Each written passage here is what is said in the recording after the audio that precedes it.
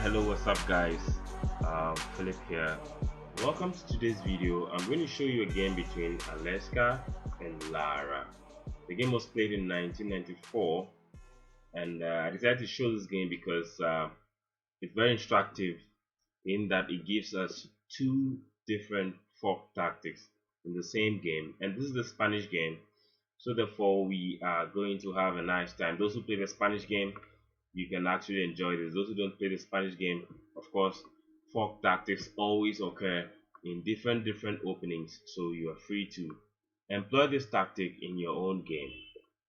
So without wasting any much time, let's dive right into it and see what ensued. If you know the Spanish game, you know that it's this, that, and then that.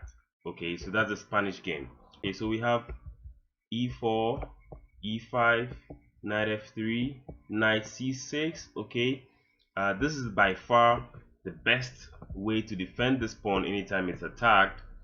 Okay, this is bad, this is terrible, this is not bad, depending on how you continue the game, you know. But obviously the bishop coming to block the pawn is also bad, you know. So the blue circle is where the bishop goes if you want to play the Spanish game, and the green circle is where the bishop goes if you want to play the Italian game. Alright, so a6 was played. This is a normal move. Anytime they attack your knight, you kind of try to attack the bishop to go away. And the bishop did not take the knight. He just decided to step back and still continue the pressure on the knight.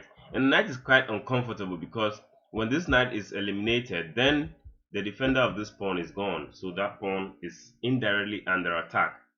So it's very important that we see the tactic behind the move. Alright, now let's see what happens. Okay, so black goes like, okay, I've had enough, I need to try to castle. So he brought out the bishop. White castles first. Okay, in the Spanish game, one of the benefits is that it helps you castle early.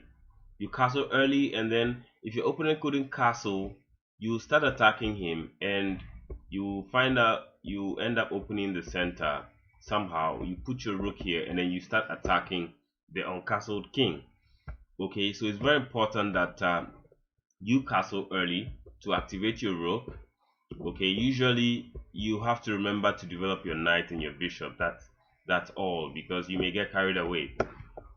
Alright, so there's an attack on the bishop. Okay, so the bishop stepped back, and we see the first fork of the game. So this is a knight sacrifice. He took a pawn to set up this fork. So you're going to get back your knight.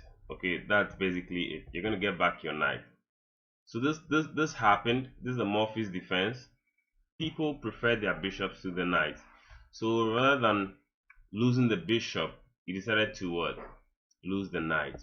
So this is what happened. And now there's an attack on this knight. The knight has to move. He can't stay there because the pawn is worth just 1 point. Your knight is worth 3, so you're not ready to lose your knight for a pawn. Okay, so this is what's going to happen. The knight has, this is obviously out of the question because the queen will simply capture you.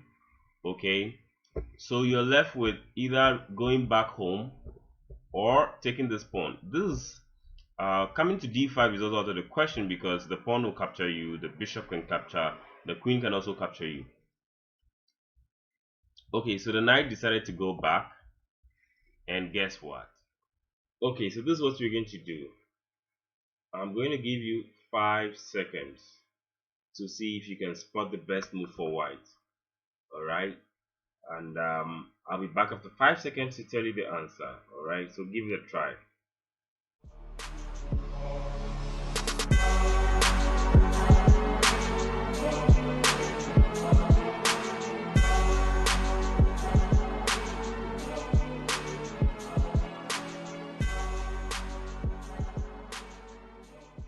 Okay, so those who were able to find the answer, congratulations.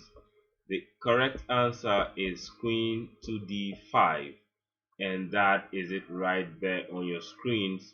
You can see there is a double threat, one of a checkmate on f7. This is the scoreless mate. You all know the scoreless mate.